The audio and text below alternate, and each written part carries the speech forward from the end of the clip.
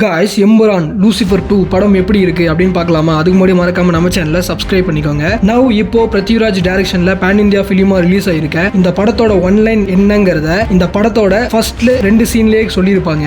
இதுதாங்க total story of the ஃபிலிம்னே சொல்லலாம். இதுல நடிச்ச மோகன்லால், பிருத்திவிராஜ், மஞ்சு வாரியர், டொவினோ தாமஸ் எல்லாரும் பெர்ஃபார்மன்ஸுமே சூப்பராகவே பண்ணியிருந்தாங்க. முக்கியமா இந்த படத்துல பிஜிஎம் அண்ட் சாங்ஸ்லாம் வேற லெவலு. ஃபர்ஸ்ட் ஹாஃப் ஃபுல்லாவே கேரக்டர் இன்ட்ரடக்ஷன் தான். ஸ்டார்டிங்ல ஒரு சீன் காட்டுவாங்க, அதுதாங்க ஃபர்ஸ்ட் ஹாஃபும். அதுக்கப்புறம் ஒரு காட்டுவாங்க, அதுதான் செகண்ட் ஹாஃப். இந்த செகண்ட் ஹாஃப்ல ஃபாரஸ்ட்ல ஒரு ஃபைட் சீன் நடக்கும். சும்மா வேற லெவல் கூஸ் பம்பாவே இருந்துச்சு. நிறைய சீன் பாத்தீங்கன்னா பிரசாத் நீல் ரைட்டிங் ஸ்டைல் மாதிரியே இருக்கு. 3 hours எப்படி போச்சுன்னே தெரியலங்க. இந்த படத்துல 57 minutes தாங்க மோகன்லால் வந்திருப்பாரு. அது வர சீன் ஒவ்வொன்றுமே சும்மா வேற லெவல்ல இருந்துச்சு.